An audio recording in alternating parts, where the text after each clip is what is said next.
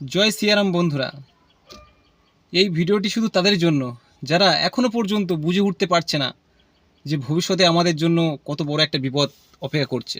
এখন যে ভিডিওটি দেখাচ্ছি সেটা মন দিয়ে শোনো, আর মুসলমানদের মাথায় কি বুদ্ধি চলছে, কি চিন্তাভাবনা নিয়ে ওরা এগিয়ে যাচ্ছে সেটা ভালো করে বোঝো। চলো ভিডিওটি দেখো আর চিন্তাভাবনা করো। दोगले हिंदुओं, बच गए तुम लोग इस बार। हाथ में सरकार आते आते राम भक्त हिंदुओं ने बचा लिया, नहीं तो राहुल हमें आरक्षण देता, अयोध्या में मंदिर की जगह दोबारा से मस्जिद बनती हमारी। मगर 5 साल और सही, बनेगी बनेगी, अल्लाह की रहमत होगी।